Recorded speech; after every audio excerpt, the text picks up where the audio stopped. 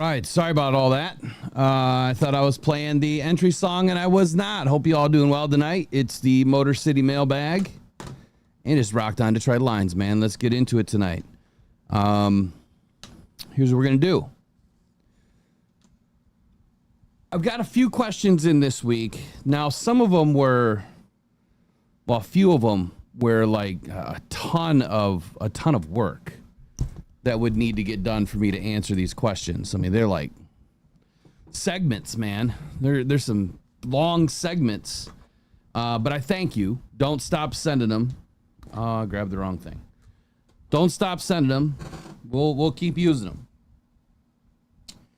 I think I should be able to answer a couple, but James Cassidy, if you're in tonight, you're gonna have to clarify for me on your email. You have to clarify for me. And Precision, I know where you're going with this, and I'm gonna do my best with it. So if you're in tonight, you're gonna have to probably guide me a little bit too on kind of what you're thinking. But anyway, hope everyone's doing well. Maybe we got practice tomorrow. The Lions absolutely shredded the Dolphins today, and I can't wait to go to practice tomorrow with Megan and everybody else is going to be there. It's going to be like, I'm excited, man. I heard it was all sorts of heated up today. Fights breaking out. Jamison Williams and Ifeatu Melifonwu going at it. Isaac Tesla, I heard, got mixed up in some stuff too.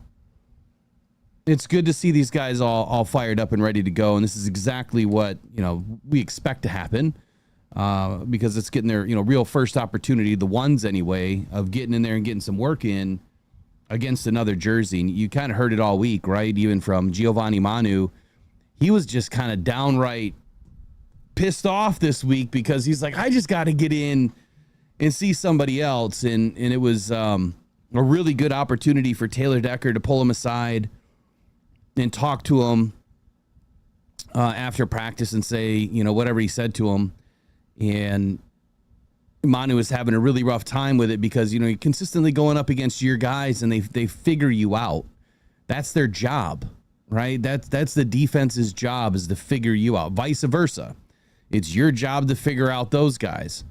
So that's good that our defense is doing that, right? It's good that our offense is having some trouble. Because if they weren't, then I would say, what's wrong with our defense, right?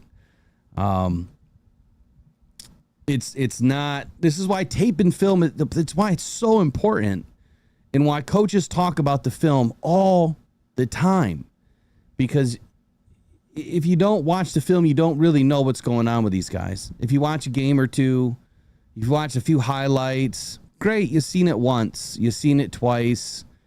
But did they do it the other 60 snaps or the other 600 snaps or the last 6,000 snaps? You're never going to know unless you watch the tape, and that's why it's so important. So I say all that to say that it's good to see these guys getting some action against another team where they can really show how they've grown. And I think that they took a really big step today. Amon-Ra is Amon-Ra doing Amon-Ra things. He might be poised to have his best year yet. I know it's just one major practice, but gosh, who was that today that said it? Taylor Decker. We'll bring in some video here in a little bit too. Taylor Decker was talking about Amon-Ra today, where he said, it's one, he said he's the best, but two, how you have a guy like that's making that kind of money, which he didn't talk about the money, but making that kind of money, tops of the league. Top 3, top 5 receiver in the league, depending on who you talk to. And he still goes out there like he's not. He still goes out there and performs. He still goes out there and goes through everything 100%. He goes through all of his blocking 100%, all of his routes 100%.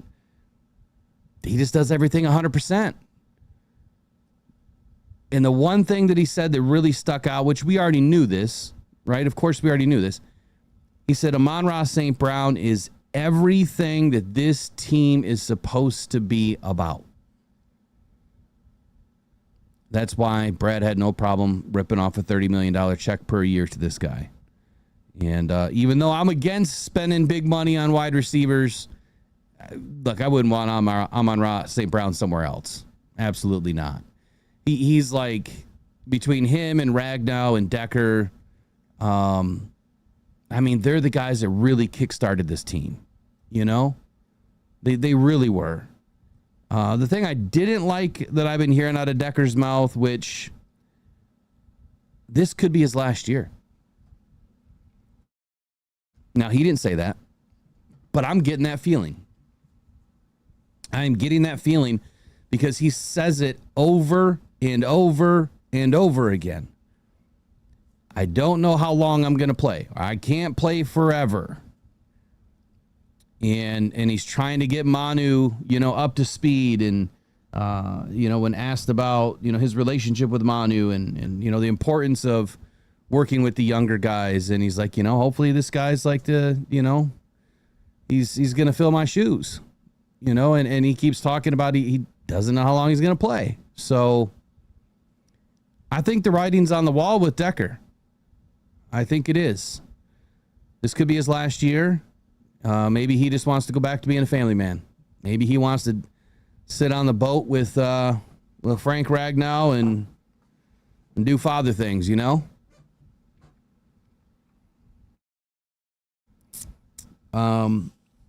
Brent Lighton says, I think the out with his contract is in 2027. Yeah, well, we know how that goes. We know how that goes. We'll see what happens. We'll see what happens. But anyway, let me clear the decks here and we'll get rolling. Let's see how many people we have in. Try to get a few things off my chest before we get rolling here. Now, I'm not going to be on forever tonight. Tonight is all about doing a few mailbag questions. And because some of them were so long of answers, or maybe I made it that way, I might get through 10. I'd be really lucky to get through 10 questions tonight. And is Precision in tonight? Is he in here? Or Cassidy? Let me know. Let me know. Here's what I'd like to do, though. I want to bring in Isaac Tesla. I'm so impressed by this guy, man. Like, so impressed. Lions got a good one. I want to get his video dialed up from after practice today. Who's going to practice tomorrow? Put your hand up. Who's going to be going tomorrow? Who needs tickets tomorrow? Anybody need tickets to go tomorrow? Well, I should probably put that out in Twitterland, huh? Obviously, anybody that's in tonight, that if you need tickets, you'll get the first crack at them before I throw them up on Twitter. So if you want to go to practice tomorrow, we'll figure out a way to give a couple of tickets away tonight. Let's see here. Let's get into this video on Isaac Tesla. Let me get it opened up here. All right, so this is Isaac Tesla after practice today with 13 on your side. And Jack 2125, just do me a favor. When I ask for questions, throw the question out. But which question is yours? Which question is yours? So I know you as Jack 2125. I don't know what your real name is. You know what I mean? I don't know, like, which email was yours. Is it Cassidy? Okay, I got it. I know which one it is now. And you're probably right, but we can still touch on it. All right, let's bring in Isaac Tesla here. Let's take a listen to what he had to say, and then we'll keep on cruising like Jay Cruising does. All right, here we go. Oh, I can't hear it. First, right, so a banner day for the offense. Isaac Tisla, first joint practice for you as a part of this team. What did you think out there? What was it like going up against another defense in a practice-like situation? Yeah, it was a lot of fun. Obviously, like you said, first joint practice. It's a little more physical. Yeah. Obviously, going up against guys that aren't on your team, you're able to, go hit them a little bit harder. And obviously, it gets pretty chippy out there, as I'm sure you saw at times. But it's all really good work. Obviously, to go up against a defense you haven't been seeing the entire camp is super good, and just get different looks and see how we can build as an offense. Yeah, it's hot out there. Like you said, was getting a little chippy. Is that good for the physicality at this point, the team camaraderie, as you guys, to try and build the offense here? Yeah, I think there's a pretty thin line. You got to be able to walk. Obviously, some physicality is good, but when you're getting in fights every play, obviously, we've had some problems with that in the past against the Giants. So it's just a line. Obviously, it's a passionate game. People are gonna, emotions are gonna be high, and there's gonna be times. But as long as you're able to control your temper, I think it's good for the game. What did you see from the first team offense out there? It seemed like Jared was in a really good groove and that you guys were just humming, especially in that red zone situation. Yeah, absolutely. I think Amon-Ra had one of the best days I've ever seen a receiver have, or any position have, at practice in my life. That dude is unbelievable, and he was having a great day. But like you said, I think offensively our protection was great. Jared was able to progress through his read, so I think offensively we were able to really do some good things today. And then Saturday, you guys back at Ford Field. Last time you played a game there, you won a state championship with Unity Christian. What's it going to be like just being back on that field? Memories flooding in, and doing it at a place you watch so many games at. Yeah, like you said, memories flooding in, but also I know there's a lot of more memories to be made. So just looking forward to going out there, probably a little more fuller crowd than I had when I was in the state championship. But I think it's going to be really surreal, and I'm going to soak it all in. It's the road to $200,000. All right. Let me turn this off. So I love it, man. I love his energy. I love the passion. Let me dip into a few things that he's talking about. Number one, he had fun today, right? It is his first joint practice as a Detroit Lion, so he got to see what it's all about. Obviously, he got into some game action the first couple of games, right? The Hall of Fame game and then against the Falcons. Now this is on your turf, right? And you get an opportunity to bring somebody in. It's not a casual setting at all. These guys are getting after it. But he also mentioned the chippiness. If you notice something about Isaac Tisla, it's very apparent right away. He's a very, very heady dude. Like you can tell he's all cerebral. And not only is he cerebral, but he understands how to play the game. Right, he understands how to practice. He understands what's the most important about practice and what to get out of it. Just by him simply stating, we've had issues in the past with fights. You can't have fights every rep. That's just going to take away from what they're trying to build. Right, it's going to take away from what they're trying to do, and he gets that. His maturity level. It's up here compared to some other players that we've had that will go nameless tonight. I don't want to dig up those old wounds or rip off those old Band-Aids. But his maturity level is, it's at a 10, right? Compared to where some of the other guys were. And that's big because that means the way that he progresses, through being a rookie, right? And being able to get significant snap share and help this team out, he's already ahead of the game. So the only part that's going to slow him down is the physical part. Right. And then the mental part, getting through the playbook and understanding what he needs to do. And I don't see that happening. I don't see it happening. I have Isaac Tisla, as I said last night. He's the number 3 wide receiver on this team right now. You have Amon-Ra St. Brown and you have Jamison Williams as your 1 and 2. And then you have Isaac Tisla as your number 3. But when you spread them across the board, right, he's on the outside, Jamo's on the outside, Amon-Ra's on the inside with Sam Laporta. Like this, there's not one team, I believe, in the league that if all of our guys are operating at 100, that they're going to be able to stop this offense. This could be the most explosive offense we've seen yet, which is pretty crazy to think about what we did last year and if we could even be better than last year. I don't think that we're going to need to be better than last year, but I think that there's a great possibility in that happening. He also mentioned something that, my goodness, we needed to hear this. The protection was good. Now, Dan was expecting a pretty tough camp today. He was expecting the Dolphins to come in and really, level with our guys. They're going to tomorrow. The Dolphins are going to get after it tomorrow. I promise you. It's going to be a different practice, and I'm glad that I'm going to be able to be there. I would have loved to have been there today to see all the good things that the offense did, but I'm going to be there tomorrow, so that's the only thing that matters. And then he said how Jared could progress through his reads, obviously get the ball where it needs to go. And then talking about him on Raw, saying the best day ever, the best practice ever that he's ever seen out of anyone he's ever played football at any position. I mean, some people would say get off the nuts. I'm just going to say he's recognizing greatness when he sees it, right? And I think that he's got a great mentor in front of him, and he's going to take Isaac Tisla the distance. The memories comment, I don't think I could have been any better, right? He understands what's in front of him right now, and that is Super Bowl or bust. Someone asked me in a question. So that's our Tesla video. That's what do you guys think, man? Let me know in the comments below. Let me know right now. What do you think about Isaac Tisla from the day we drafted him?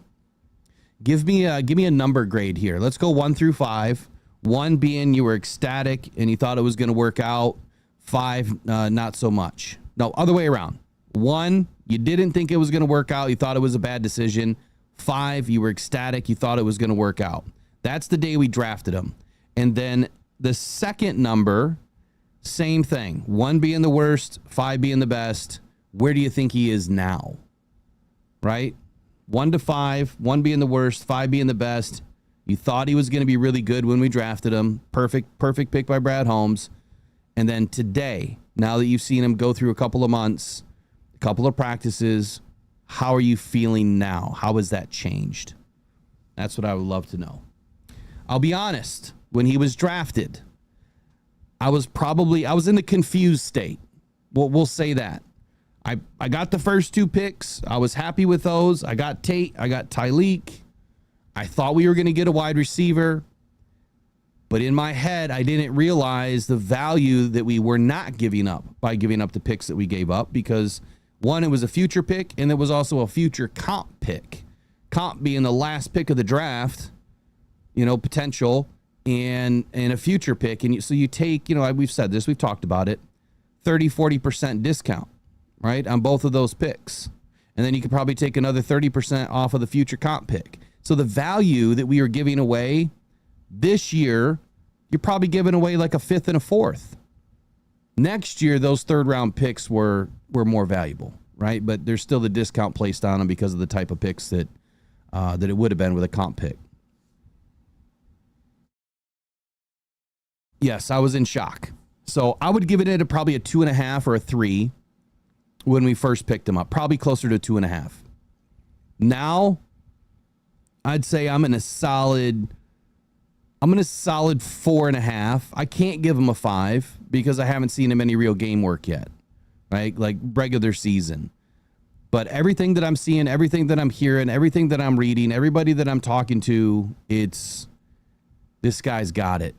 Brad Holmes, and others talking about the next Puka Nacua is Isaac Tisla. I mean, that would just be incredible that we end up with a Puka Nacua and an Amon-Ra St. Brown. Like, get out of town, man. We're set for a while with receivers. We'd have 3 of the best receivers in the league.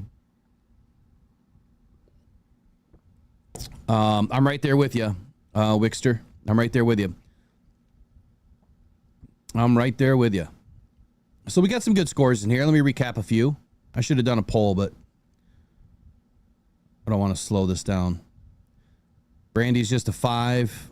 Let's see here. Oh, that's playing again. We don't want that to play again. Let's turn that off. Easy E was a 3 and a 5. Like kind of where I'm at. 2.5, 4.5. Wickster's 3 and a 4.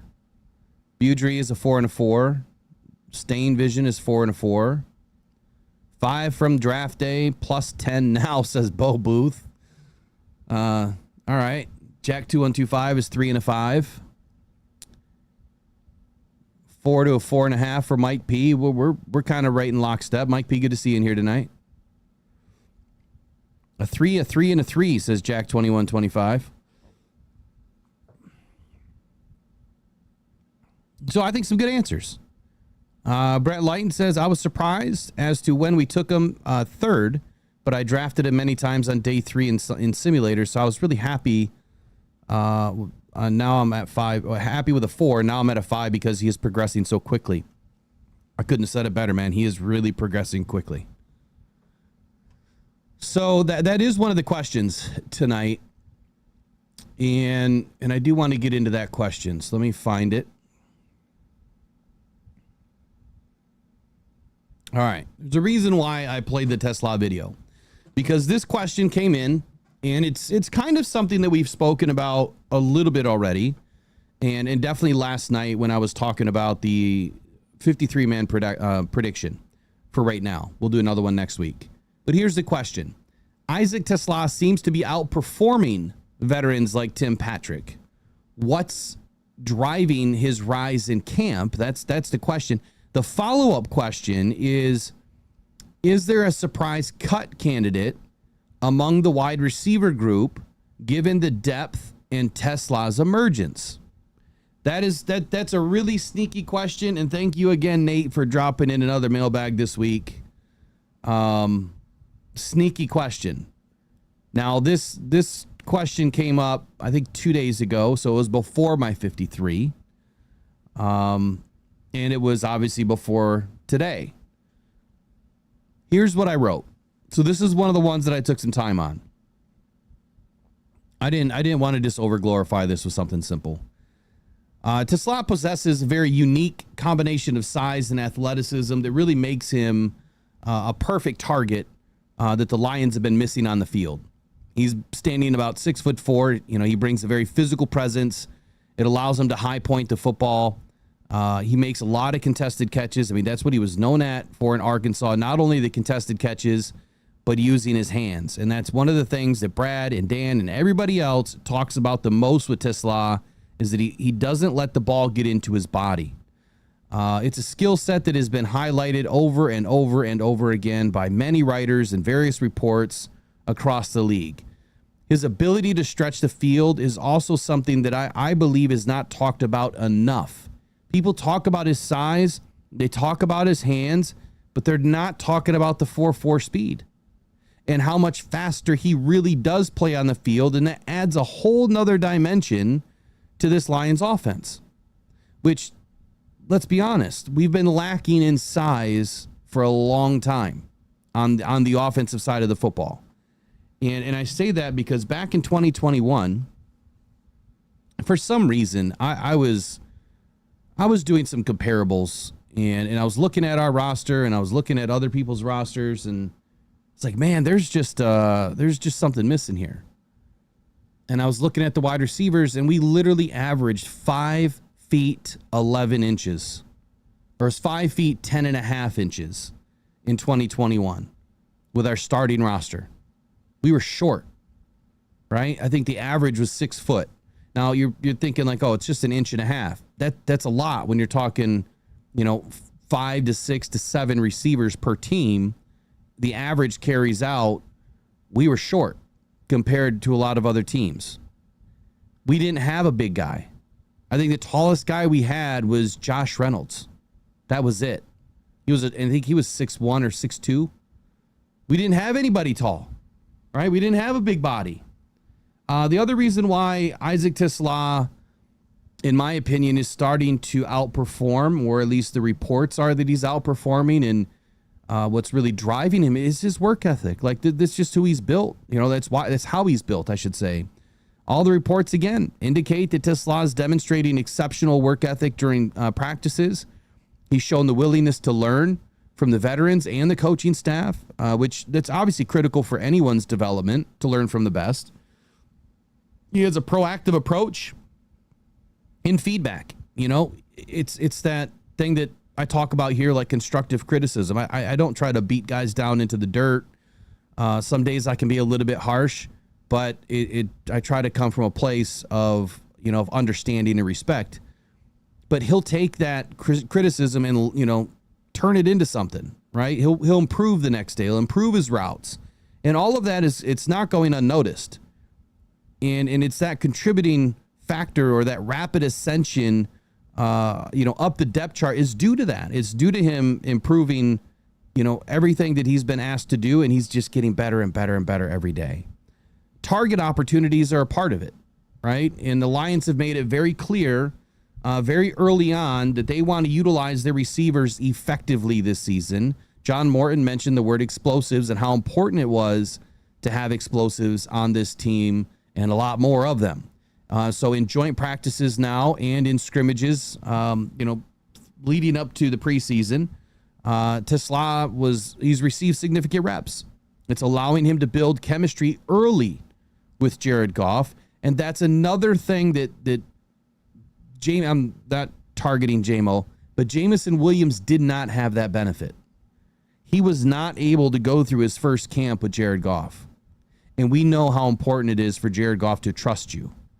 And it may not be a trust factor of like, you're my teammate, I trust you. Like if we go out to dinner or something, that different kind of trust. This is trust on the field. Trust that you're going to be at the right spot at the right time and catch the football. And if you don't, you're going to do whatever you can to make sure that nobody else catches the football, on the other team. So he's having early opportunity and early success with Jared Goff. He's made some really good plays. Back-to-back receptions, I think, was 24 and 22 yards in the Hall of Fame game, if I'm not mistaken. And then also did the same thing in a practice. The volume of targets, it's boosting his confidence, right? And I think that just because of that alone, you're watching this guy rise. So he's out there proving what Tim Patrick did for us last year when Tim started to really show up. Tesla's already doing it. And so now we have two guys that can do it. And if there's not another really good guy to learn from on this team, it's Tim Patrick. Like, that guy doesn't drop footballs, and he's a very hard worker. His performance against tough competition, he's not going up against some slouches, on a defense. He's going up against some really good, really good DBs. His ability to outperform veterans like Tim Patrick, you can attribute that to his consistent performance in the drills, the scrimmages, going up against guys like DJ Reed and Kirby Joseph and Terry and Arnold. I mean, he's got really good playmakers in front of him that he has to beat. So to answer your question, I hope I did, but to answer the question, what's driving his rise in camp? The one thing I'm going to pull out of everything that I just said is building chemistry with Jared Goff early. That's why. That's why. Because if you can build it with Jared Goff early, man, he's going to get you the football. We've watched Jared operate as a top quarterback for 3 seasons now, or 2.5 seasons in the league, and he can put the ball where it needs to go. So that's why he's having this rapid ascension. The last part, the follow-up, is there a surprise cut candidate among the receiver group? I would say potentially, but it wouldn't be because of Isaac Tesla. I don't think that we would cut Tim Patrick, if that's really the question. I don't think that Tim is going to be anywhere near the cut pool. I think he's on this squad. If anything, I think it goes the other way. I think that we're going to end up keeping somebody and having an extra receiver, as my 53-man showed you guys last night, by keeping 6 receivers. So great first question. I'm glad that I was able to find a video to kind of help lead us into that. And let's move on to the next one. But let's go back and look at some of these comments.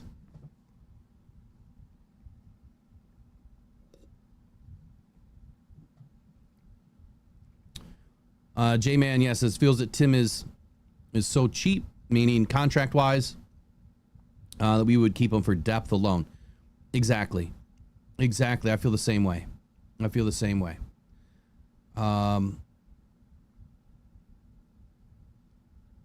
Let's see. You guys and your nicknames, man. Bobu says it's strange how 4.4 speed is not considered fast these days. Paper speed seems to impress folks. If I understand what you're saying there, Amon-Ra St. Brown's not fast on paper, right? But he sure is in the game. He was clocked over 21 miles per hour a few times. A guy that runs a 4.5 doesn't run 21 miles per hour, right? And a guy that runs 4.4 like Isaac Tesla, he just looks different, right? JMO's got that twitchy and then long speed. Tesla just like glides, like a gazelle. The dude just glides. He's just gone, and he's tough to hang with. What game was that? The Hall of Fame game? No, it wasn't a game. It was in practice where he was running. I think it was a post. I think it was a deep post, and he was digging his right shoulder into the DB, and then he broke off the route, and he was clean off the route, and he probably had 8 yards of separation as soon as he broke. It was crazy. That it's hard to stick with guys that can do that. It's what Amon-Ra St. Brown excels at. All right, let's get some more videos going. We're going to theme of the night is I'm going to try to throw a video up, and then I might have questions to go along with each one. It might not.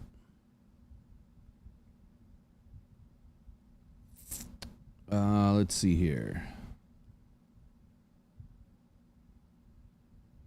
All right. We haven't heard from Derek Barnes in a while. So let's get old Derek Barnes up in here and hear what he had to say about finally getting some opportunity out there. All right, here we go. Derek Barnes is next.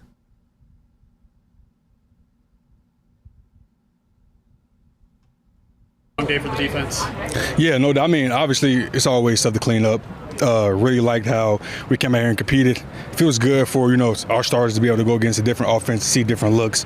Man, it's a good day, good days of work. But obviously, also, got stuff to clean up, but that's what practice is for. And, we're a couple weeks out from to but it starts now, and Coach hit it this morning in the team meeting.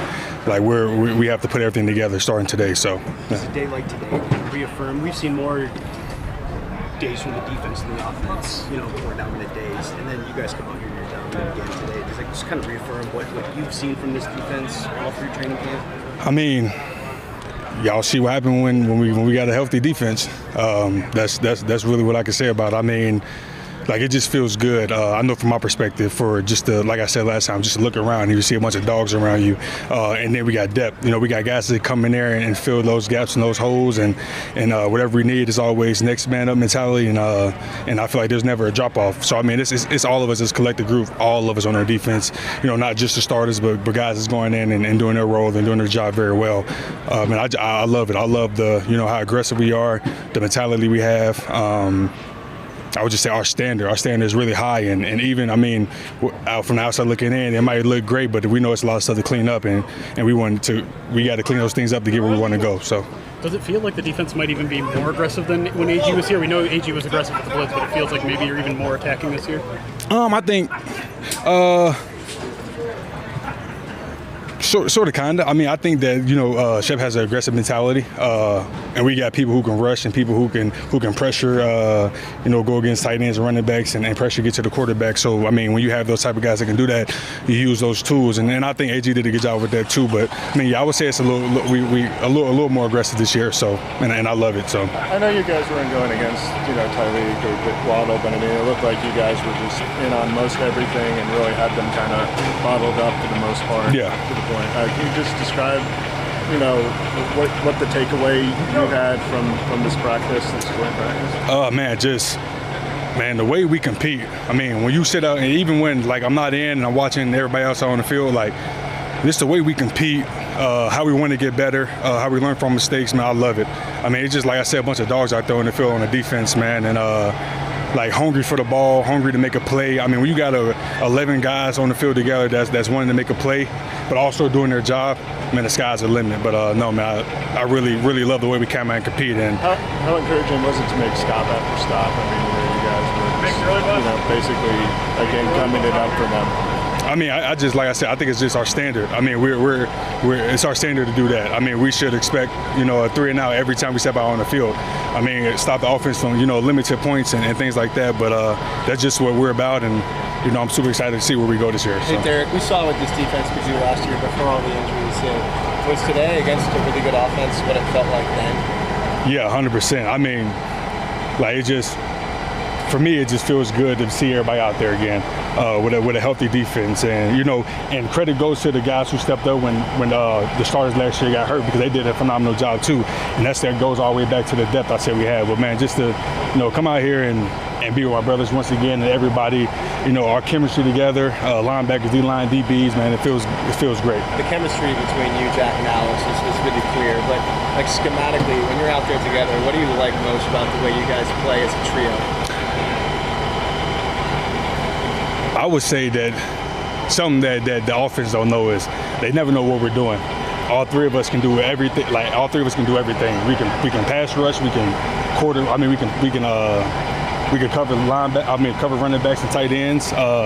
We can run and hit. Like, all of us do the same thing. So to have all three of us out there on the field at the same time, like, to give the offense a different look, and they never know where we're in. So that's the biggest thing. It's just we always know what each other's thinking, always talking on and off the field about how can we make this better and that better.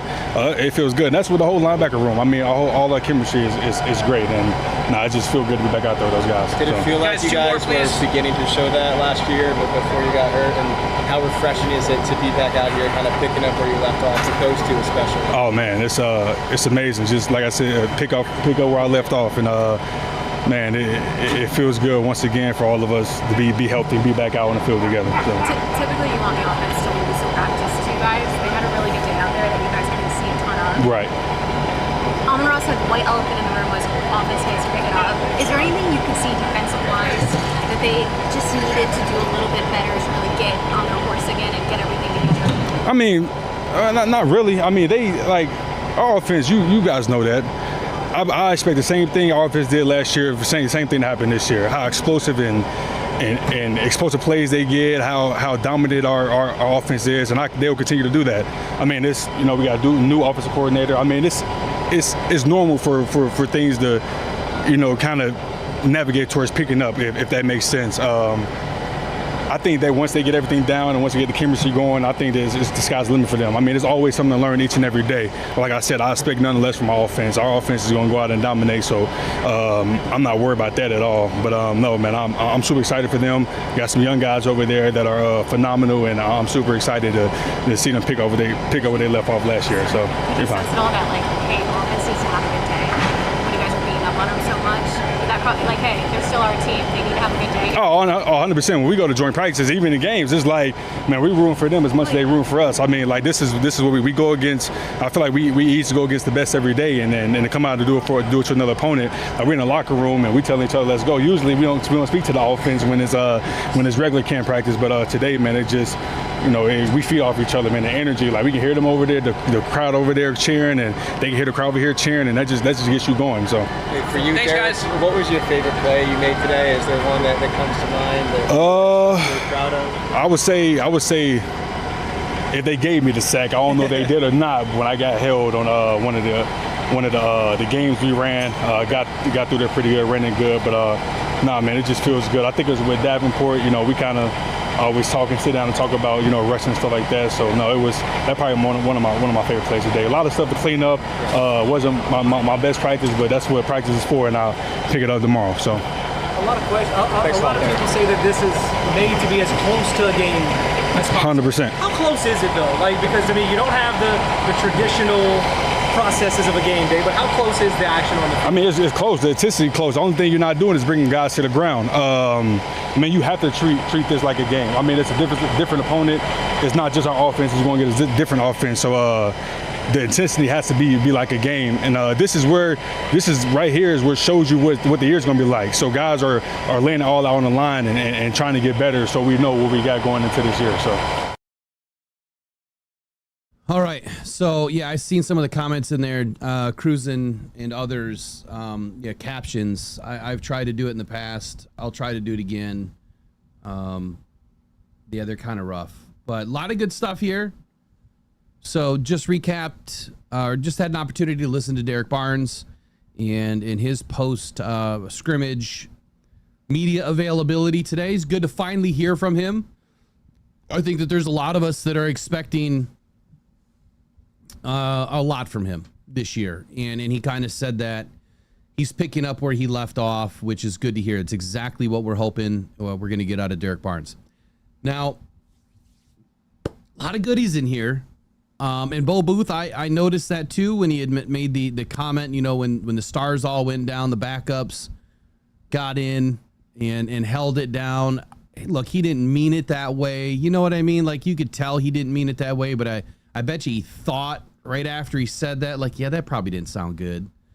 But that's just us being human. We say stupid stuff that we don't mean to say. I noticed it earlier today myself when I was listening back to one of my videos, and I said something like, yeah, that sounded really stupid. And so it happens. So I don't think he really meant it that way, and it is what it is, right? But there are some good things that he did say, and some things that I've been expecting this year, which is Calvin Shepard being more aggressive and getting more aggressive with the linebackers. And he was asked a few times, you know, how is this defense compared to AG? You know, AG was really aggressive, but I think that the difference between AG and what Calvin Shepard are doing, it's schematically different, number one, and two, it's necessity different. AG was aggressive because he had to be, because they had to manufacture pressure. That's a totally different type of aggressiveness. That's like sellout aggressiveness. This aggressiveness is being aggressive with your scheme, where you're leaning on certain things to happen, you know, the right way to allow your guys to do what they're supposed to do. Without having a play in front of me, it's kind of hard to, I guess, chop it up, you know, and talk about it. But when you're missing your stars, right, like Derek Barnes would say, when you're missing Aiden Hutchinson and you're missing Davenport and you're missing, you know, Alex Anzalone, well, now you're at a point where you still need to get after the quarterback. You still need to shut down the run. You still got to cover the pass. But you have to get aggressive by sending some of the guys that you have left to do those things, and then hoping some of the other guys will fill in and cover your ass. But that aggressiveness that AG was putting on them was kind of sending everybody all the time, it seemed like. Sending way too much to go after the quarterback and to try to shut down the run, leaving us wide open. See, that won't happen anymore. The aggressiveness is different because now, yeah, you could send Derek Barnes in on every play, right? Every play, you could send him after the quarterback if you wanted to. Why? Because you have everybody healthy right now. So when one guy's going in to do something, two or three guys, man, they're able to fill that void. Between two or three guys, they're able to fill that void. They're able to cover each other. So the short answer was the sorta kinda answer was we're sorta kinda more aggressive. And then he said, yeah, we're more aggressive. I don't think he was trying to give away the defensive scheme at all, or, you know, that these guys are going to be getting after the quarterback more, or whatever it will be. It's just the way that this team competes. It's the way that they get after it. And the other thing that I heard a couple of times today, one being from Taylor Decker and also from Derek Barnes, is the way that this team practices. Now, I mentioned this the other day when I said, with all the injuries, is Dan practicing these guys too hard? And a lot of people thought I was nuts for saying that. But there's some value to that statement, because look at how we get after teams. Look what we just did to the Dolphins today, right? Now, they could do the same thing to us tomorrow. It could just be their day. I doubt it, but it could just be their day. The reason why we were head and shoulders above the Dolphins today and made them look silly is because they practice harder and longer than anybody else. Same amount of time as everybody else, but it's harder for longer. And when you're able to do that, you're going to get an edge. And when you get that edge, you don't let it go. So they were able to get on top early against the Dolphins today, crushes their emotions, right? Crushes their psyche, and you just continue to capitalize.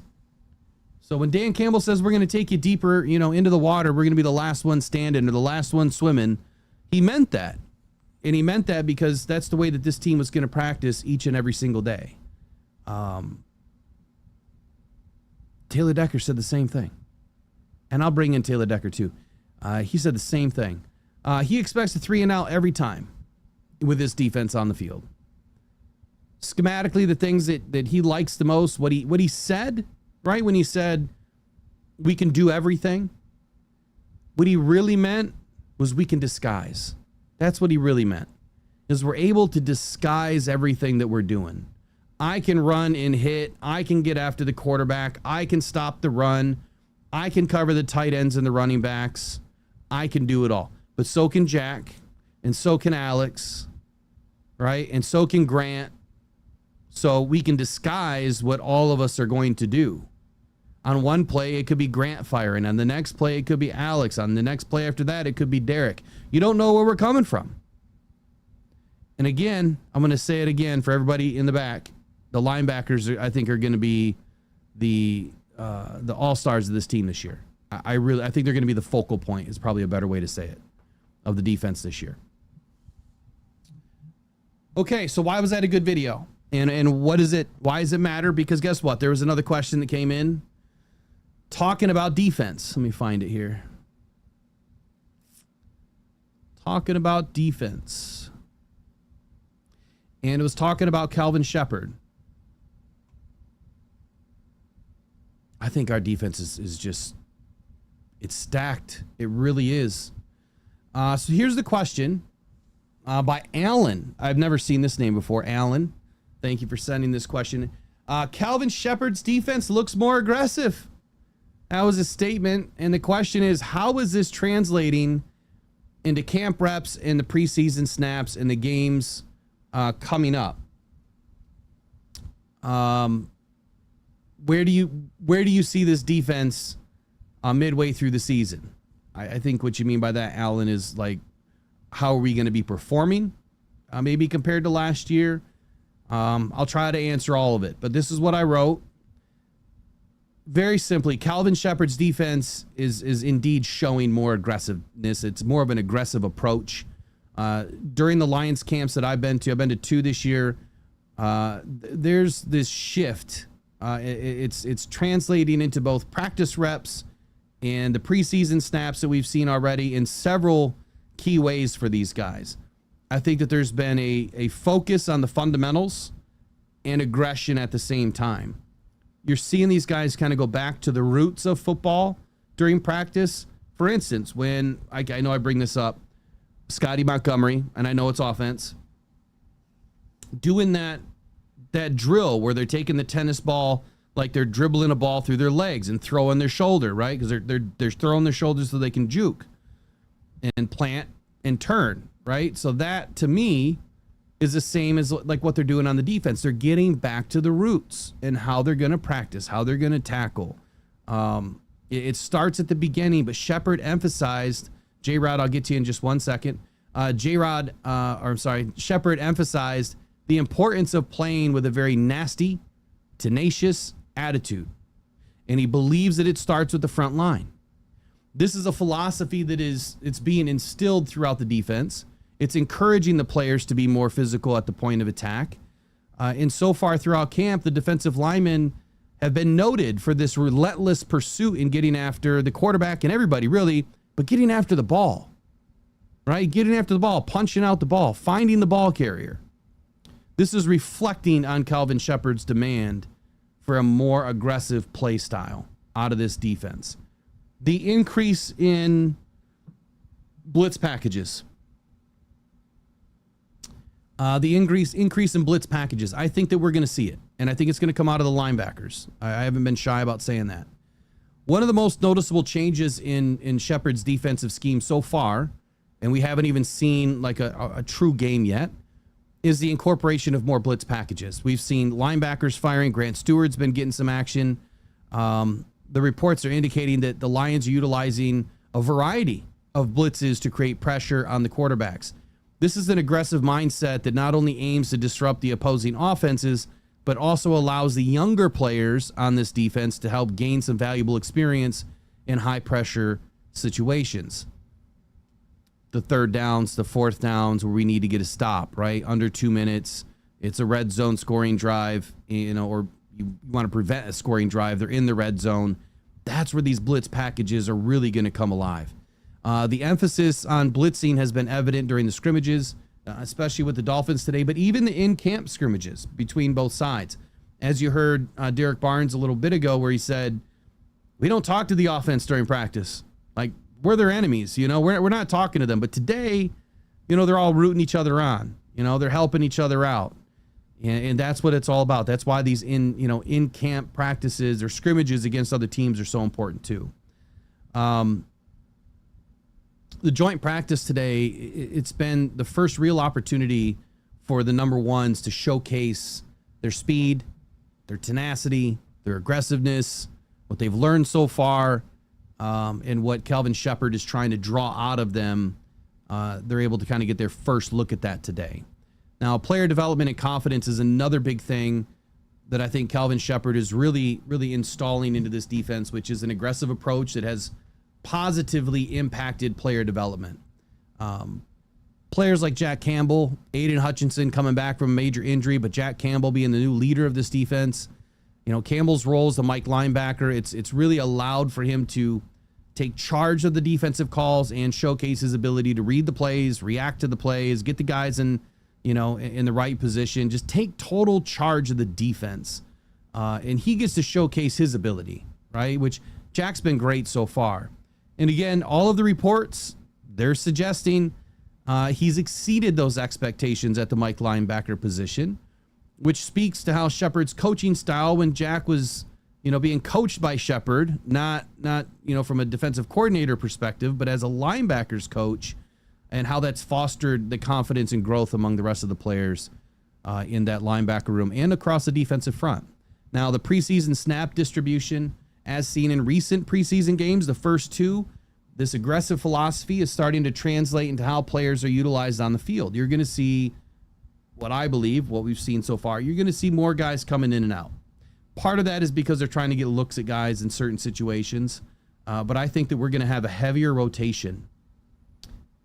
Whereas maybe in seasons past, you might have Aiden in on 95% of the snaps. I don't think that's going to happen this year. I think that they're going to be smart. They're going to try to limit him to maybe 85%. I know it doesn't sound like a lot, but that's 100 snaps in a year, on a defense. You try to limit him. You try to not blitz as much with your defensive ends so that his legs stay fresh.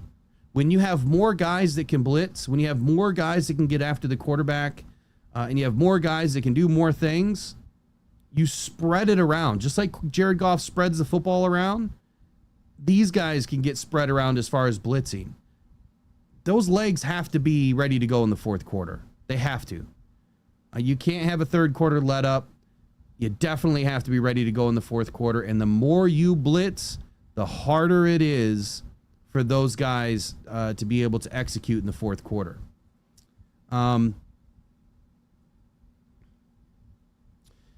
Obviously in the Hall of Fame game and the preseason opener, the week one opener, a lot of all of the starters really were held out. I mean, there was a couple in there, but the backups are really getting some good opportunity, and they've also been able to demonstrate their skills. But we've seen the same philosophy with them too, which is this aggressive game plan, and it's been effectively working. Ahmed Hassanin's been doing great, and I think that there's still a long way to go for him and others. And I hope I answered the question. Let me see what the follow-up question was. I think I got it. I think we're good. Agree or disagree? So that's the question. Do you guys agree or disagree that this defense is going to be more aggressive, from the perspective of spreading it out? Do you think that that's a good plan to have? Try to take some of the stress off of Aiden Hutchinson and spread it around to the guys that can help him out. Keep these guys fresh. J-Rod, big shout out to you and your $20 donation.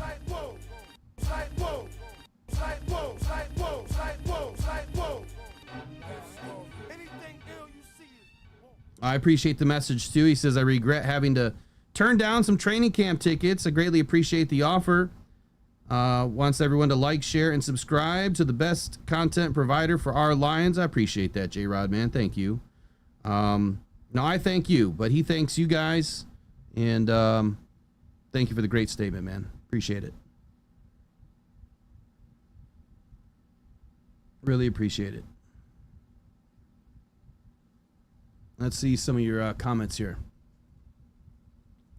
Casey says Jack Campbell will never be Urlacher or Spielman, but if he adjusts to blitzes and learn Anzalone coverage, he'll be solid. I don't know if I agree with that.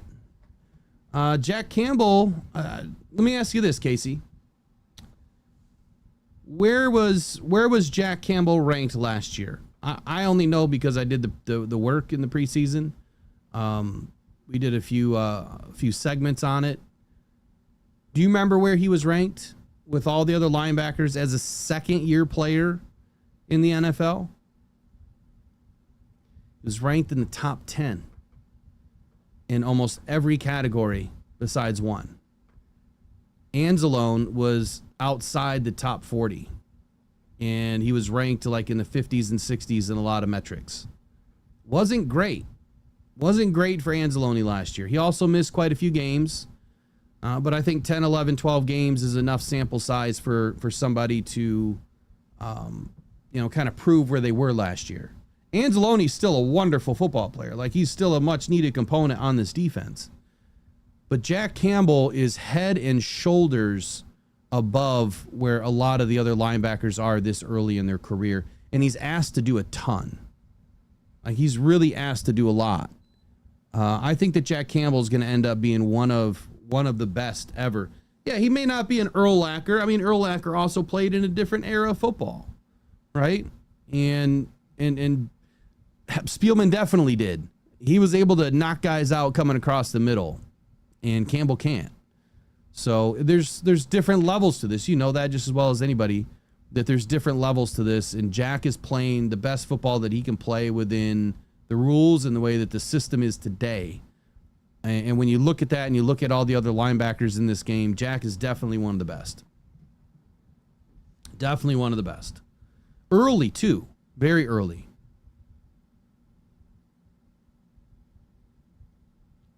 This year's going to be huge for him. Trey says, more aggressive, and Shepard will make adjustments if something isn't working. Ooh, I love that. I love that. The making of changes when something's not working. Bo Booth says, well, you got that right. Spread it around and use the rotation. Man, it'll be nice having a good rotation for once.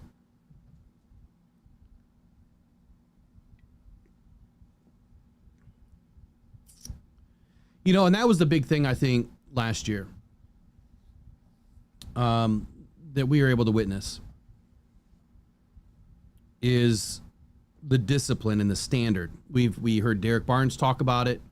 We hear everybody talk about it. It's kind of funny that I was making fun of it when I did the Motor City mullet. And, you know, I said the standard's a standard because he keeps saying that in a lot of his interviews, that the standard is the standard. I mean, it goes back a couple of years that he's been saying that. And now that's all you hear is these guys talking about the standard. Maybe I'm keyed in on the word more than I was in the past, but I don't know. Did you guys hear the Lions talking about the standard as much as they do now in seasons past? I don't know that I have. J-Rod, what's our ratio? I don't know how many people are even in right now. Looks like we're about 73 to 50. 73 to 50. It's pretty good. I got ads dialed back. They're really low. I'll just turn them all the way down. All right, so we've only gotten through 2 questions and 2 videos. I got a little bit more time here. Let's do this.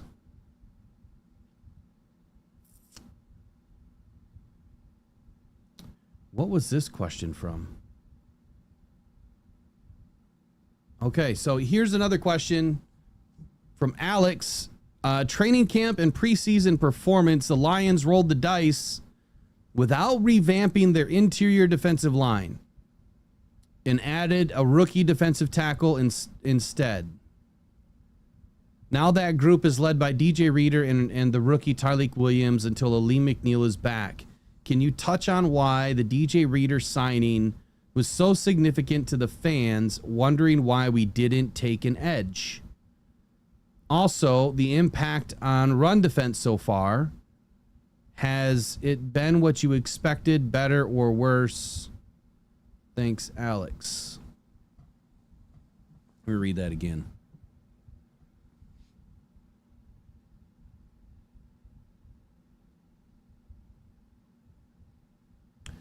All right, I think I got it. So the Lions' decision here, I think, was early with Tyreek or a defensive tackle, simply because of the injury to Ali McNeil. Now, Brad will tell you time and time again he does not draft for need, but I think in this case, I feel like they did a little bit of both, right? I think they did get the best player available at that spot, and I think that they also got the best player available for their team at this point in time. So best player available, I think, has a few meanings.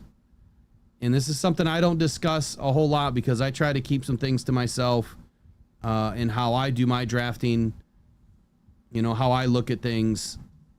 And I'll give you this little nugget. And it's what I just said. Best player available doesn't mean just best player available on the board compared to everybody else. It can mean whatever it wants to mean. When people say you're drafting for need and that means you're just trying to fill a hole, right? We lost a receiver in free agency. Now we have to draft a receiver and pluck them and put them in that hole, right? That's need. Drafting best player available could be any position, offense or defense, at pick 28. It doesn't matter what the position is, it's just the best player you think that's on the board. BPA, right? Best player available. We'll take that one more sentence longer. Best player available for your team at that time is a combination of need and BPA. And that's what Brad did. That's how I look at it. And that's how I look at drafting. Now, there's a big significance, though, I think, to the main part of your question here with DJ Reader. The decision here to bolster that interior defensive line by signing DJ Reader, I think it was critical at the time. One, we needed somebody else, right? And that somebody else was, okay, we didn't take a Jalen Carter. Brad knew from day one, as he's always said, the best path to the quarterback is through the interior, right? The easiest way to affect the pocket is through the A-gap. It's through the interior. We use a lot of B-gap defensive tackles, but it's through the interior. So, of course, Brad is going to want to bring in some really good defensive tackles. He started with Ali McNeil and Josh Paschal and Levi Onwuzurike. However, the last two have not really panned out perfectly yet. Josh Paschal's turning into really good depth, but he has not turned into that second round pick that we were hoping he would be. I think he's still been really good, but he has not been as dominant, I think, is what Brad was probably hoping, partially because of the injuries. But then again, I would say that there's probably 31 other teams out there that would love to have Josh Paschal on their team. They would love it, unless they're just doing a funky defense where they don't want him. I think drafting Tyreek, it raised some eyebrows, right, among the fan base that wanted an edge. But I think the strategy really reflected on an approach from the front office, emphasizing both immediate impact right now, long-term stability, and combining that with the fact that Ali McNeil was down. So the significance of DJ Reader in the signing and how pivotal it was, I think at that time, there's several reasons here. And this is what I'll say. Veteran leadership is one. We needed a guy that had some veteran leadership. He brings a wealth of experience to the team. Relatively young defensive line, right? Ali McNeil was entering his third season when DJ Reader was brought in. His presence, it not only stabilized the unit, but it also brought along a mentor, right? A mentor for Aleem and a mentor for our future guy in Tyreek Williams. In high pressure situations, I think having a seasoned player like DJ Reader is needed. You know, someone that is that calming presence, that knows what to do, where to be, you know, how to get guys lined up. They'll know all that stuff when they get to the game time, but it's having someone that can execute scheme adjustments, right? Maintain composure when the game's on the line. And then you look at his attributes, you know, on the football field. What is it that DJ Reader can really help us do? What is he known for, right? He's known for eating gaps, taking up a couple of blockers, and getting after the run game. His run stop ability is one of the best in the league. He excels at occupying multiple blockers, freeing up the linebackers, funny as it may be, to make plays. That's the goal with your defensive line. You want those guys to eat up the blockers so that your linebackers are free to move around and do what they need to do. If you clog up the middle and you're forcing everything to the outside, your linebackers can kind of pick and choose where they want to go. And I think it's critical not only for the NFC North that we have that style of play from that kind of a player, whether it's teams like the Vikings or the Bears, or any other team that really relies heavily on a strong ground game. Again, it doesn't matter what team it really is, but if they're relying on a strong ground game and Reader's able to take that away, then the Lions can better defend against the power run attacks, which will also reduce, right? It'll reduce what they're able to do. Flexibility. I think that there's a lot of flexibility when you bring in a guy like DJ Reader, and then you backdoor that with Tyleik Williams, and we're still waiting for Lee McNeil to get back. But with Reader on board, and you know, with Calvin Shepard in place, hold on a second here. Hold on. I know I wrote something about that.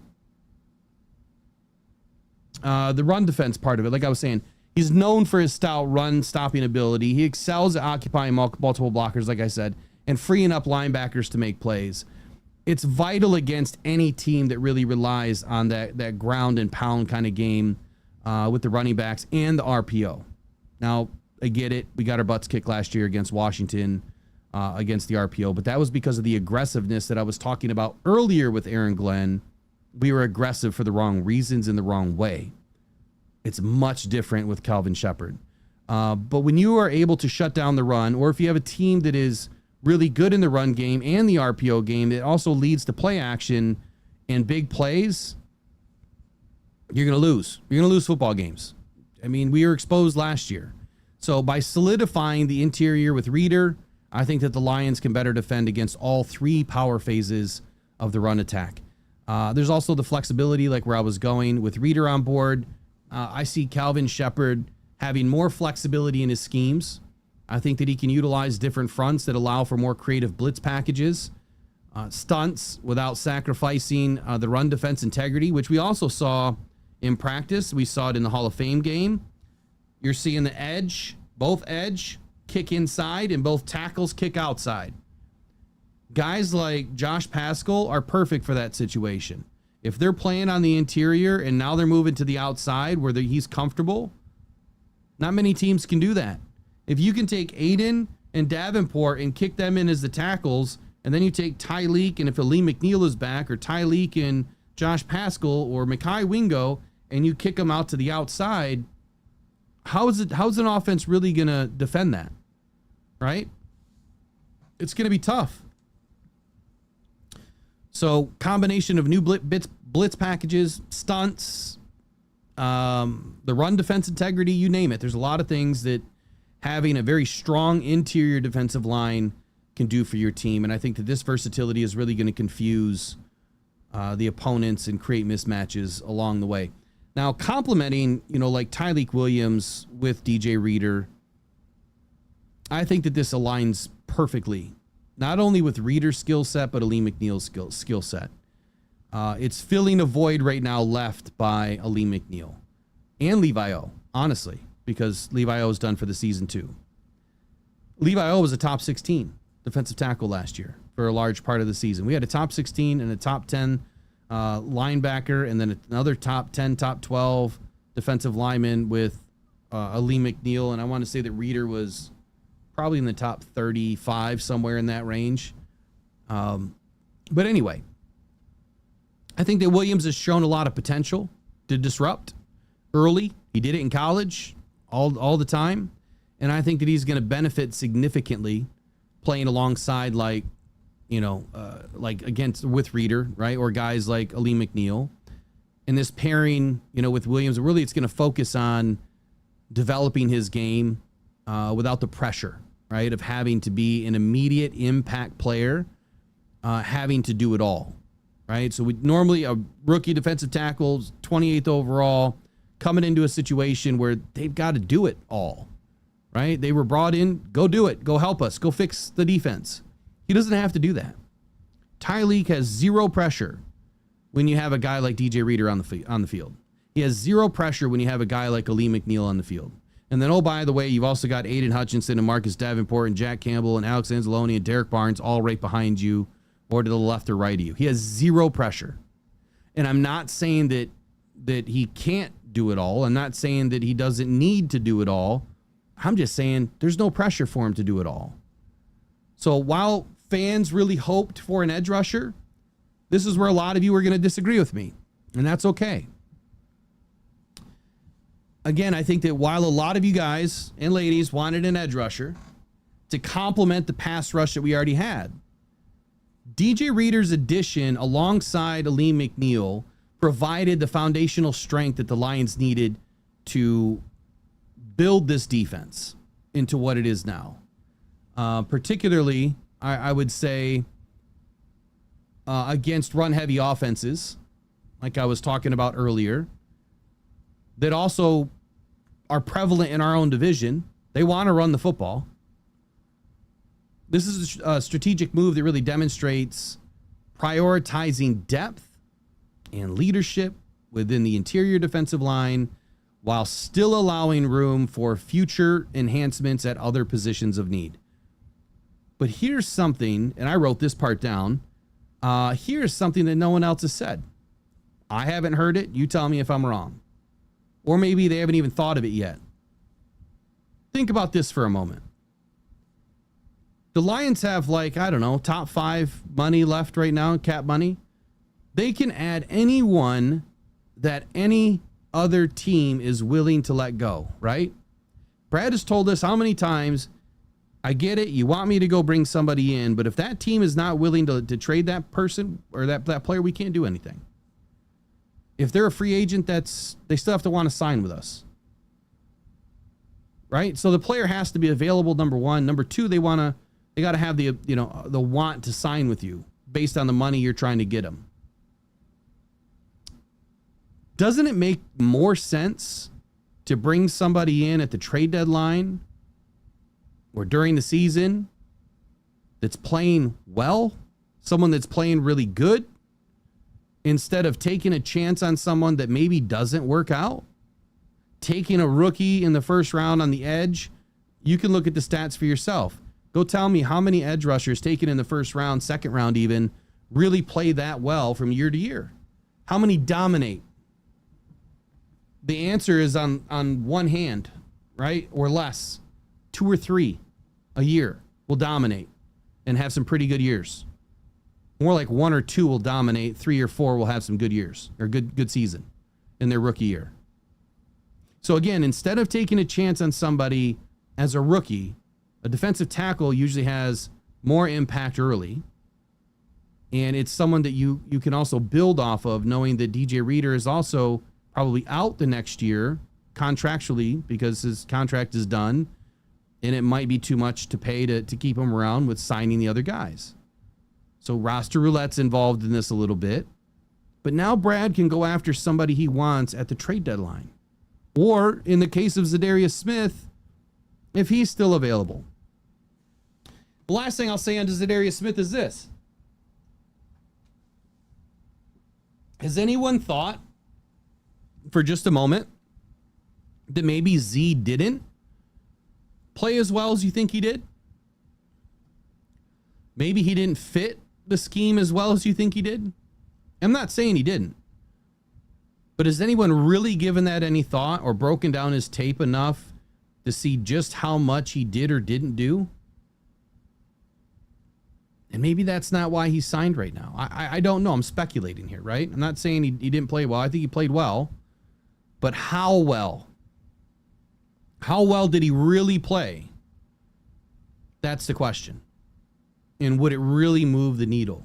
So I think what we did was the right thing. I do. And I think that building it this way, you've solidified your depth at the tackle position. You're going to be able to re-sign Hutchinson next year. And Davenport, I mean, he's on the cheapest contract you can give that guy.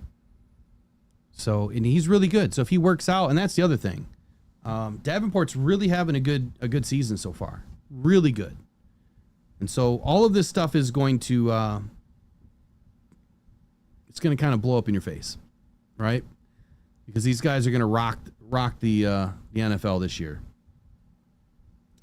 On Twitter today, I put it out there. This is going to be the best defense we've ever seen in Lions history. You heard me say in the preseason, right after free agency, I was so excited about all the guys that we are bringing back, the depth, the continuity, the chemistry, the way that they played in the last, 8-9 weeks of the season. And you're bringing all that back, and you're adding some more guys to it. This is going to be the best defense we've ever seen. Guarantee it. So, health pending, right? Health matters.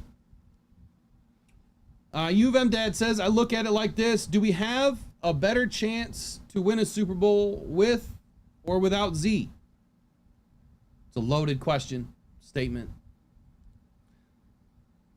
Who are we sacrificing by signing Z for $17 million bucks?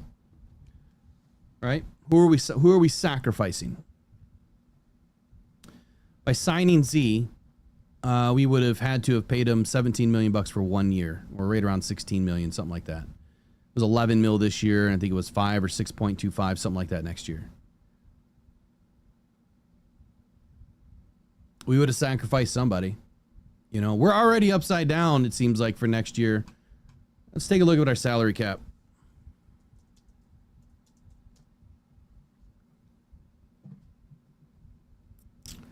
Cap space. 2026. Oh my goodness. Oh my goodness. The Lions right now are $43.3 million upside down next year. 43.3 million upside down. We have no cap next year. This is the first time I've ever seen this bad. From the years that I really started paying attention to it, I've never seen it this bad for the Lions. We are 43 million upside down. Now, given what we have right now, we have 47.8. So when you wash those numbers, we have $5 million bucks right now, roughly. When you add another 25 or 30 million, okay, so now we have 25 or 30 million. And then you're going to throw in a bunch of dead money, and that's going to reduce it. And then you're going to throw in, hopefully only 10 million towards rookies because we won the Super Bowl. And now, you're back to zero. So we just don't have the money. We just don't. We really don't.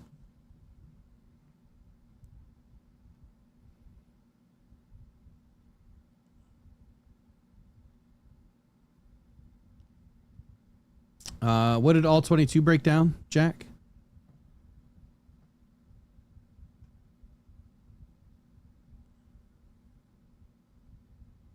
Did he break down Zadarius Smith?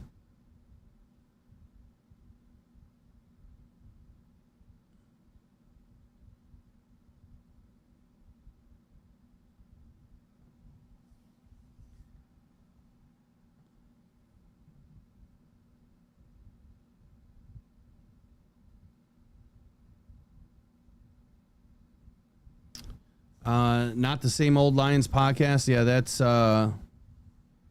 a dude that I had on in the very beginning.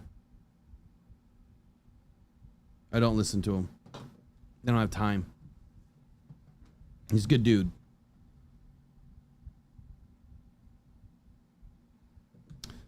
Let's see. Joseph Murdoch says, I don't remember the Lions ever having this kind of a DT room that can create a 3-4, that can create a 3-4, including the linebacker. What do you mean by that, Murdoch? Daniel Hilborn, didn't they say always run a 3-4-D for the pass? What am I missing in here? The Lions are not in a 3-4 defense. They're not. The Lions have been a 4-3 defense forever. We're not a 3-4. But we are running some 3-4 scheme out of it. They can disguise a 3-4 inside a 4-3, and vice versa. We're that versatile. And yes, they've already shown some 3-4. It's not very often that they do it. They also show it the other way too. They run a 5-2. But we are a 4-3 hybrid. We're not a 3-4. They could be changing some of it this year. We haven't heard anything where they've cemented the fact that it's changed to a 3-4. Dan said he's keeping it the same. It's the same.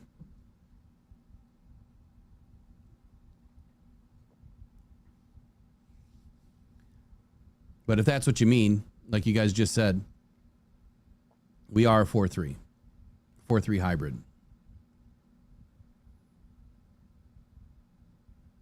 And Bo Booth is exactly right when he says there's a bigger difference between 4-3 and 3-4 than just the number of defensive linemen. You're exactly right. It's the type of linebackers you have.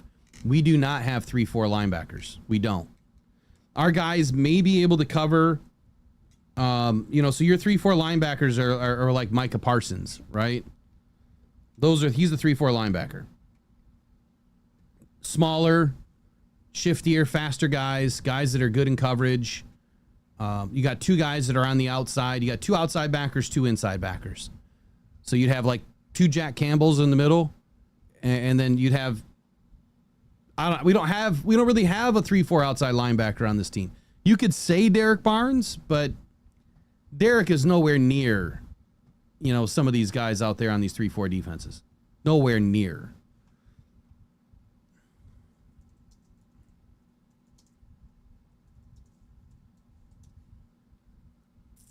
For instance,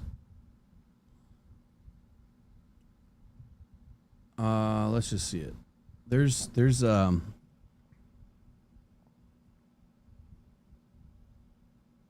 good video. And here's what I'm going to do. Beginning tomorrow night. Well, tomorrow night we're going to do camp breakdown when I get back. Maybe Saturday morning or Sunday morning. We'll see how it goes. We'll do a 4-3, 3-4 defense explained. I'll reach out to Derek at All 22. We were going to be doing a weekly segment, or we were talking about doing a weekly segment. Maybe we can do something this week or as soon as next week and explain it. All right. There's things that I miss all the time too. But have him explain it and then explain who we have on the roster that would mimic a 3-4.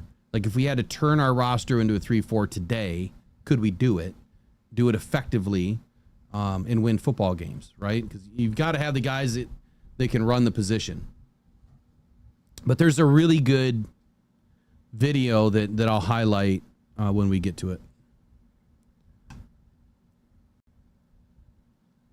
All right, final questions of the night. I guess if you guys have anything, let me go through this one more time. There's a lot more questions that I'm not going to be able to get to. I got to get up super early and get to Detroit in the morning.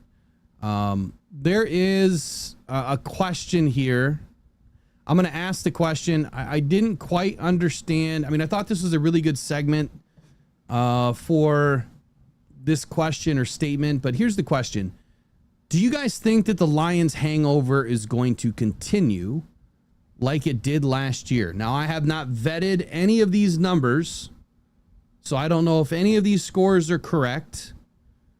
But here's what this individual wrote, wanting to know if the Lions hangover is going to continue like it did last year. The Rams versus the Cardinals, they lost. The Rams lost. So that's the part that I don't get, is which team was it that we played the week before? So we played the Rams in week 1. So they lost 10-41 the next week. We beat the Bucks. No, we lost to the Bucks, didn't we? Week 2. We lost to the Bucks. Hold on.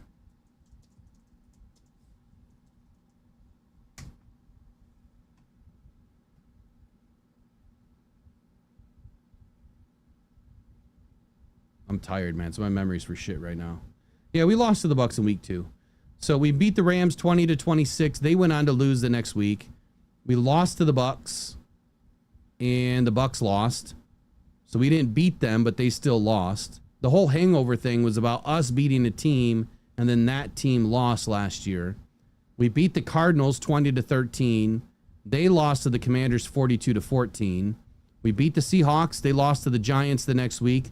We stomped the Cowboys, and they lost to the 49ers the next week. We beat the Vikings. They lost to the Rams. We crushed the Titans. They lost to the Pats. No, I'm sorry. They beat the Pats the next week. Packers. We beat the Packers, and then the Packers went on to win. The Texans, we beat the Texans, and then they went on to win. We beat the Jags. They went on to lose. We beat the Colts. They went on to win. We beat the Bears. The Bears went on to lose. We beat the Packers again. They went on to win. We lost to the Buffaloes. We lost to Buffalo. They went on to win. We beat the Bears. They lost. We beat the 49ers. They lost. We beat the Vikings. They lost in the playoffs. So 11 teams lost after playing the Lions. 61% of the teams lost after playing the Lions. Only 6 teams won. 2 out of 6 teams that won were blowout games after they played the Lions. That was the Texans versus the Cowboys and the Packers versus the Seahawks. The other 4 were 3 points or less decided. And so with all this information, I think I would ask the question this way. Do you think that when teams play the Lions, that they are so physically and mentally drained that they have a rough game the next week if they're playing the next week? And I would say definitively yes. I think they are so mentally and physically drained. And it's exactly what Taylor Decker said today on how this team practices is the biggest reason why this team is going to have success.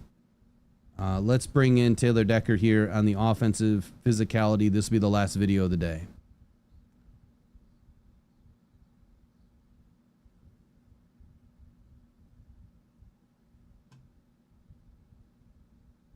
All right, here we go.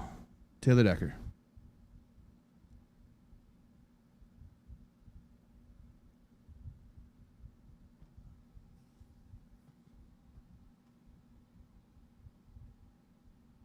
You always want to watch the film, but just first, offense looked terrific today. Just your evaluation. I know you always want to watch the film, but just first impressions of how you guys looked today. I mean, it felt good. Yeah. You know, it didn't. You can usually get a general vibe of how it went out there. The ball security still wasn't there. That's something we've been preaching. We still need to do better at that. But overall, the execution of the offense, the physicality, the finish, it seemed like it was there. Is this the best it's felt? 6 straight games already? I would say so. One thing, I mean, we have a really good defense that we practice against, so, you know, the yards are going to be tough to come by. And then you get a new opponent, and just with the way that we practice and the tempo that we practice at, we play that way, so when we get in games, it's harder for other people to keep up. And I think that pays dividends. You know, it's hard on you as a player. You got to recover. You got to take care of yourself. But when it goes to playing against other teams, I think it pays dividends. St. Brown's been around for a while. You've seen a lot of good stuff. But do you ever marvel at just what? All right, so did you guys hear all that? Let me go back and rewind this a little bit, because this is huge. The physicality, the finish, went out there. The ball security still wasn't there. That's something we've been preaching. We still need to do better at that. But overall, the execution of the offense, the physicality, the finish, it seemed like it was there. Is this the best it's felt? 6 straight games already? I would say so. One thing, I mean, we have a really good defense that we practice against, so, you know, the yards are going to be tough to come by. And then you get a new opponent, and just with the way that we practice and the tempo that we practice at, we play that way, so when we get in games, it's harder for other people to keep up. and I think that pays dividends. You know, it's hard on you as a player. You got to recover. You got to take care of yourself. But when it goes to playing against other teams, I think it pays dividends. St. Brown's been around for a while. The way they practice and the tempo, right? So the physicality, the physicalness of the practice and the tempo, they're able to push themselves harder throughout the week. And so even throughout the preseason, throughout training camp, if other guys are just kind of jogging back to the line or walking back to the line. I mean, how many of you have played, football or any sport and it's no walk into the huddle, and the coach is getting on you because they know that if you practice that way, you're going to play that way. So if you're just kind of lazy, getting back to the huddle, not putting it all together, but the other team is already at the line ready to go. That's a problem, right? You're going to be winded. You're not going to be ready. Your mental's not going to be in the game. These guys are operating at a high level so that they're sharp, right? They're snappy, and they're quick to be able to get the play off. Seen a lot of good stuff, but did you ever marvel at just what he's able to do during a practice, with having the practice that he did today? Did you ever just sit back and marvel at it still? Yeah, I mean, because you see all the highlight catches he has. It's cool to see a guy who, he's all pro. He's the best.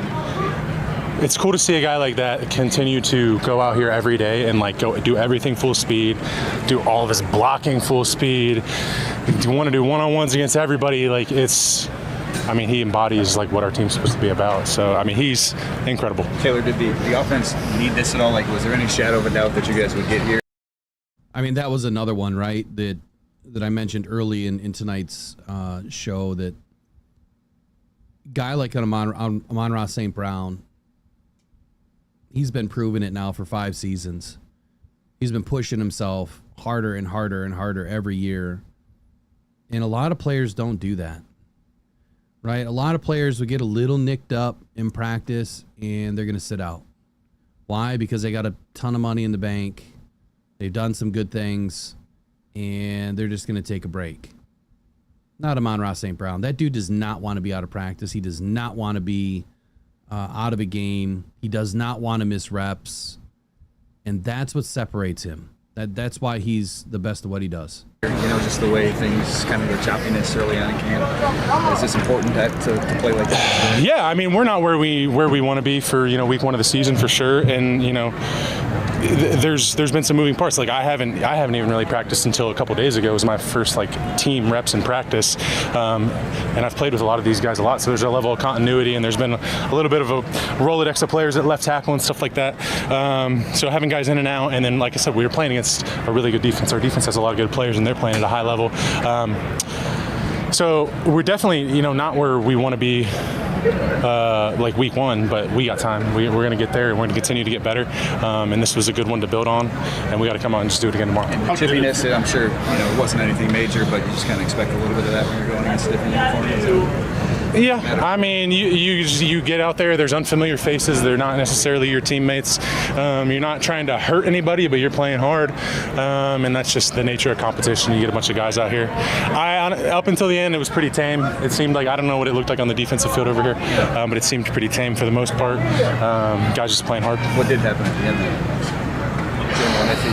I didn't see the start of it. I know it was J-Mo Niffy. I didn't see the start of it. I just heard people start yelling, and then that was the most tired I was all practice, was in there wrestling guys. How did it feel for you personally out there, getting out there? Great. And back into Yeah. What were you hoping to feel, and what did you feel? For me personally, you're saying? Yeah. Number one, hope my shoulder feels good. It feels really good. And then the conditioning aspect of it, we did a lot of work on running, stuff inside during practice to make sure once I was able to get in practice, I wasn't going to have an issue with conditioning that was going to cause me to not be able to have reps.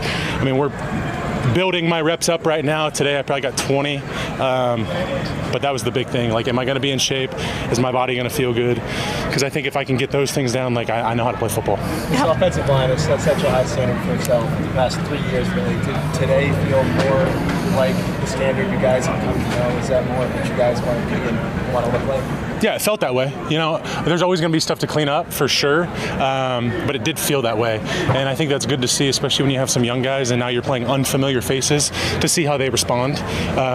Because, you know, the level of intensity goes up a little bit. There might be a little nerves, a little anxiety. So that was good to see that as a whole unit, and kind of from like 1s, 2s to 3s, everybody came out there composed, competed, and executed. What does that feel like? Is that the push off the ball? Is it the fluidity with the entire offensive line? Like, what stood out the most to you? Just feeling it, feeling right.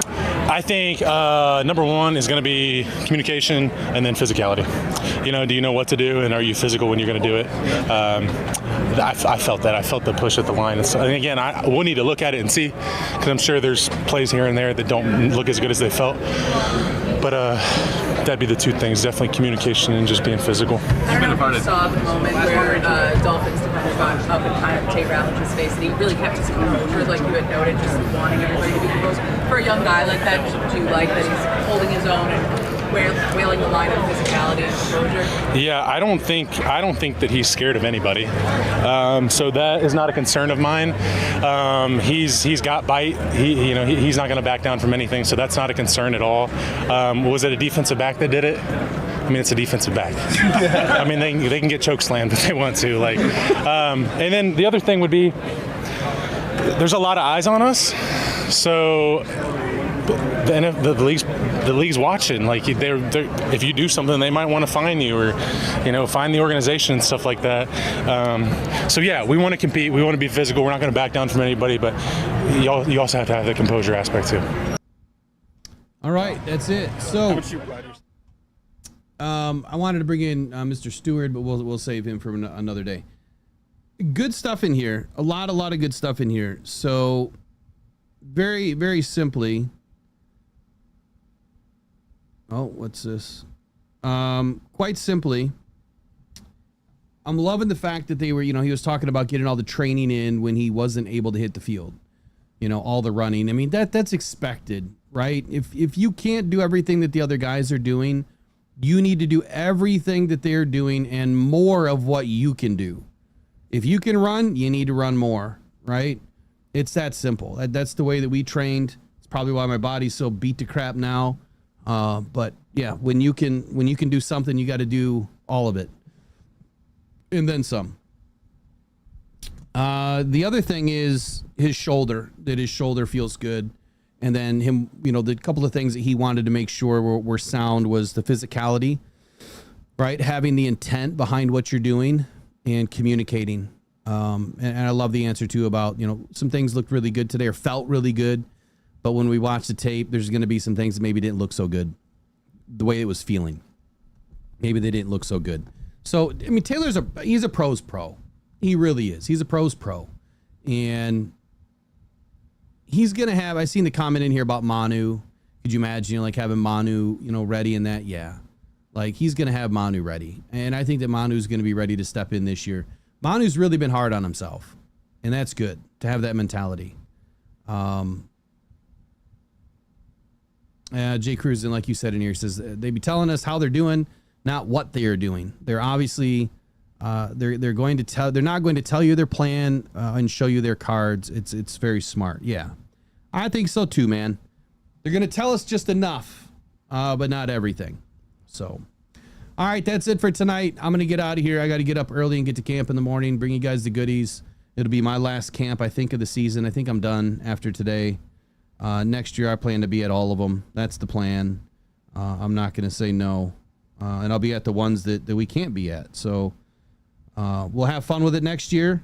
Now I'm just ready to get to the season. I'll see you guys, whoever's at camp tomorrow. Did anyone need tickets?